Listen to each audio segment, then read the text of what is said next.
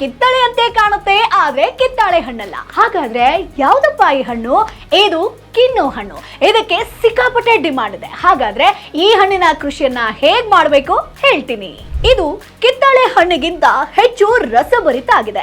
ಕಿನ್ನೋ ಹಣ್ಣನ್ನ ಹೆಚ್ಚಾಗಿ ಪಂಜಾಬ್, ಹಿಮಾಚಲ ಪ್ರದೇಶ, ಜಮ್ಮು ಕಾಶ್ಮೀರ, ರಾಜಸ್ಥಾನ ಹಾಗೆ ಹರಿಯಾಣದಲ್ಲಿ ಬೆಳೀತಾರೆ. ಕಿತ್ತಳೆಗಿಂತ 2.5 ಪಟ್ಟು ಹೆಚ್ಚು ಕ್ಯಾಲ್ಸಿಯಂ ಅಂಶವನ್ನ ಈ ಕಿನ್ನೋ ಹಣ್ಣು ಹೊಂದಿದೆ. ಕೊಲೆಸ್ಟ್ರಾಲ್ ಮಟ್ಟ ನಿಯಂತ್ರಣಕ್ಕೆ, ಅಜೀರ್ಣ ಸಮಸ್ಯೆ ನಿವಾರಿಸೋದಕ್ಕೆ, ಕ್ಯಾನ್ಸರ್ ವಿರೋಧಿ ಹಾಗೆ HIV ವಿರೋಧಿ ಗುಣವನ್ನ ಕೂಡ ಈ ಹಣ್ಣು ಹೊಂದಿದೆ. ಸೊ ಈ ಕೃಷಿಯನ್ನ ನೀವು ಮಾಡ್ತೀರಾ ಅಂತಂದ್ರೆ ಮಣ್ಣಿನ pH ಮಟ್ಟ 6.6 ಇರಬೇಕಾಗುತ್ತೆ. ಕಿನ್ನೋವನ್ನ ಆಗಸ್ಟ್ ಹಾಗೆ ಸೆಪ್ಟೆಂಬರ್ ನಲ್ಲಿ ನಡಲಾಗುತ್ತೆ. 20 x 20 ಅಡಿ ಗುಂಡಿ ತೆಗೆದು ಅದರಲ್ಲಿ ಈ ಹಣ್ಣಿನ ಗಿಡವನ್ನ ನಾಟಿ ಮಾಡಬೇಕು. ಪ್ರತಿ ಎಕರೆಗೆ 1 ಟನ್ ಗೊಬ್ಬರವನ್ನ ಹಾಕಬೇಕಾಗುತ್ತೆ.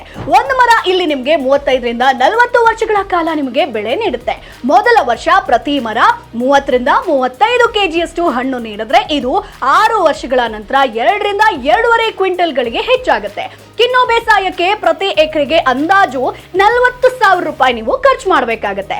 ಇನ್ನು ಮಣ್ಣಿನ ಫಲವತ್ತತೆಯನ್ನ ಕಾಪಾಡಿಕೊಳ್ಳೋದಕ್ಕೆ ಜೊತೆಗೆ ಡಬಲ್ ಇನ್ಕಮ್ ಅನ್ನ ಪಡ್ಕೊಳ್ಬೇಕು ಅಂತಂದ್ರೆ ಈ ಕಿನ್ನೋ ಹಣ್ಣಿನ ಜೊತೆಗೆ ಸಾಸಿವೆ ಆಗಿರ್ಬೋದು, ಹೆಸರು ಕಾಳುಗಳು ಅಥವಾ ಸಣ್ಣ ಪುಟ್ಟ ಬೆಳೆಗಳನ್ನ ಇದರ ಜೊತೆಗೆ ಬೆಳೆದು ಉತ್ತಮ ಆದಾಯವನ್ನ ಕೂಡ ನೀವು ಗಳಿಸಬಹುದು.